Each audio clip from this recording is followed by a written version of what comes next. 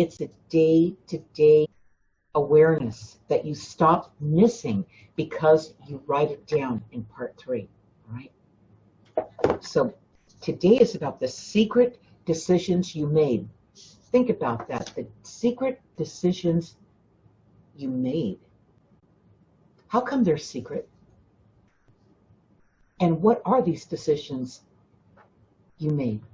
And when I say to start working in part 3, I'm asking you to think about how the secret decisions you made, the ones you made in your life recently, like now, like in the last whenever, month, year, whatever it is. Who is it in this life that makes your decision making a secret, where you can't make these decisions and just be who you are and just, here's my decision and this is what I've decided, and it be okay with everybody? Okay? Why is it a secret? Those decisions stopped a long time ago, didn't they, when you were little? What do you mean, Ray? Well, I'm trying to think about how old are you when you start feeling funny about making decisions. Well, you start thinking, well, if I used to do that and everything was fine, but the last few times I did that, I got corrected, I got sent to my room, and now you start wondering about all the other decisions you're making. Well, it's not the decisions you're making that bother you. It's how people react to the decisions that you're making. Some of them are okay with them because probably some of those decisions benefit them. Okay, while some of the other decisions are really personal to you, and it may not be okay with them because now, this decision you made, this secret decision you made, is something that you have to keep secret because it's something you can't let go of. It's something you are, okay? And this world may not like you making that decision because it doesn't include them. What I mean by that is when you make a decision that you have to keep a secret, then the people that you're around, why would you have to keep it a secret? The people that you're around, the people you work with, your kids, your mate, your friends, I don't know, whoever it happens to be, they may look at you and go, really? That's what you decided? What?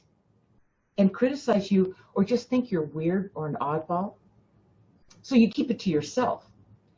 It's like keeping your guidance to yourself. All right? That's the point where you can't lose your grip on the decision. When they say things like you just said, what? That's what you think? Making you feel awkward. A lot of people cave in at that point, and they won't make those kind of decisions. So when they cave in, right, what's the feeling? What's the first feeling they have? It's like a silent surrender. It's almost like you feel ashamed of yourself. Right. Why would you feel ashamed of yourself? Just because their opinion of your decision is different than yours? Something's wrong in your world if that's what's going on. Okay, who do we have with us, Ray? Well, I see Kimberly. Hi, Kimberly. Hi, Denise. Denise. And I don't see anybody else. Okay, that's okay. So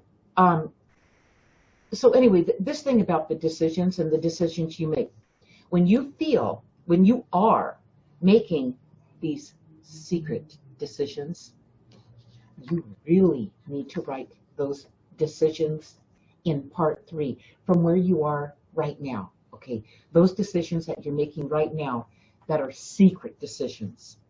All right. You may not even activate those decisions, act on them, perform on them, activate them. You may not, but you've got to write them down and date them and keep that going, because if you don't, you're on your way to losing yourself completely.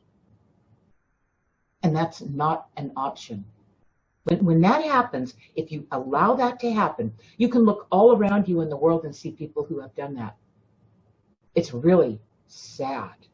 All right. At some point, what you do when you write these secret decisions that you're making in your life right now As long as you write them down in part 3, this is called self-preservation.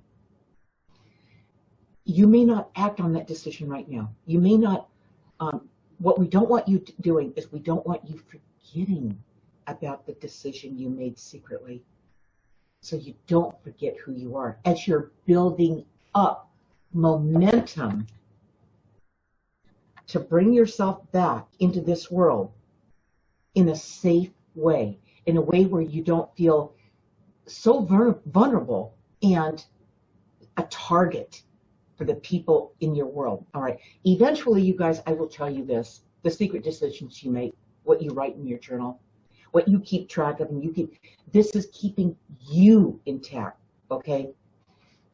Eventually, I will tell you this, whatever's preventing you from having the ability, the freedom to be, just to be who you are, so a person who doesn't have to have secret decisions, something's going to change in this world for you.